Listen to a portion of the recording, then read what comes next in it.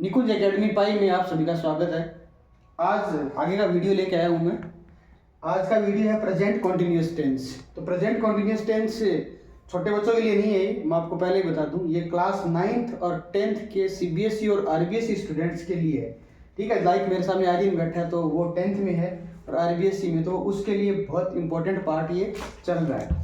ठीक है, अब यहाँ देखिए प्रेजेंट कॉन्टिन्यूअस टेंस है। तो प्रेजेंट कॉन्टिन्यूअस टेंस में पहली बात तो ये कि हिंदी में रहा है, रही है, ये सब आएगा। रहा है, रही है, रहे हैं, ये सब हिंदी में रहेगा। पहली बात तो इसका ध्यान रखना है। दूसरी बात आपको क्या देखना है कि इसमें is, am, are first form और आईएनजी आता है। तो मैं आपको बता दूं, इज है वो सिंगुलर सब्जेक्ट के साथ में आएगा, ओके। आर है वो प्लूरल सब्जेक्ट के साथ में आएगा और एम है वो आईएनजी, सॉरी, एम है वो आई के साथ में आएगा। ध्यान ये रखना है कि ये एम ही है जो आई के साथ में आएगा, बाकी आई के साथ में अलग हेल्पिंग वर्ब भी आती रहेगी अदर टेंसेज में।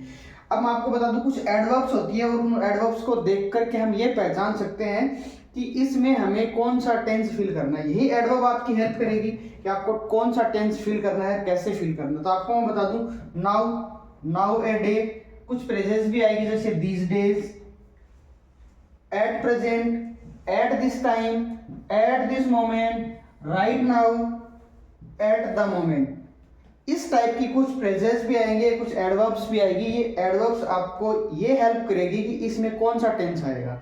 तो आपको मैं बता दूं एक बार कि आपकी जो एडवर्ब है वो कैसे आएगी। देखिए, मैंने एक एग्जांपल लिया है, पहले सबसे पहले एक एग्जांपल लिया है, she is cooking at this time. अब देखिए एट दिस टाइम, तो इसमें से आपका एट दिस टाइम आ गया। एट दिस टाइम का मतलब हो गया कि ये आपका प्रेजेंट कॉन्टिन्यूअस टेंस है। प्रेजेंट कॉन्टिन्यूअस टेंस तो हमने क्या बनाया, इज कुकिंग बनाया। क्यों?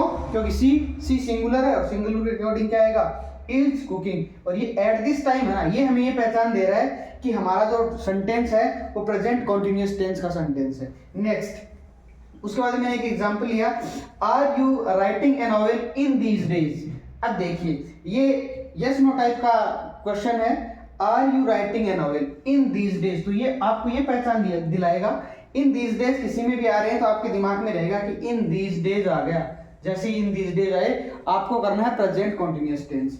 अब देखिए मैंने लगाया, आपके एग्जांपल जब आएगा तो ऐसे यहाँ ब्लैंक मिलेगा और यहाँ भी ब्लैंक मिलेगा, और हो सके तो ब्रैकेट में राइट लिखा हुआ मिले, तो आपको करना है आर, और सेकंड जो ब्लैंक होगा उसमें करना होगा आपको राइटिंग। उसके बाद में WH वर्ड सेंटेंस लिया है मैंने, व्हाट आर यू डूइंग। तो देखो व्हाट आर और डूइंग ये मान लो, ठीक है ना। नाउ ए डे, आपको ये देखना है नाउ ए डे। अब देखो नाउ ए डे आ गया, इस नाउ ए डे में हम क्या करेंगे, हमें प्रेजेंट कॉन्टिन्यूअस टेंस फिल करना है। तो व्हाट आर यू डूइंग, ये प्रेजेंट कॉन्टिन्यूअस टेंस यहाँ पे फिल हो गया है। कहने का मतलब क्या है, कुछ एडवर्ब्स होगी आपके सामने, जो एडवर्ब्स आपकी ये हेल्प करेगी कि हम यहाँ कौन सा टेंस फिल करें। तो ये एडवर्ब्स याद कर लीजिए, बहुत ही इजी है। दूसरी बात, याद करने का तरीका एक और बता देता हूँ, जैसे इन एट दिस टाइम, अगर ये एट दिस टाइम है तो प्रेजेंट कॉन्टिन्यूअस टेंस फिल करना है, और एट दैट टाइम हो तो आपको पास्ट कॉन्टिन्यूअस टेंस फिल करना है। याद हो जाएगा, दिस की जगह प्रेजेंट कॉन्टिन्यूअस और दैट की जगह आपको क्या करना है,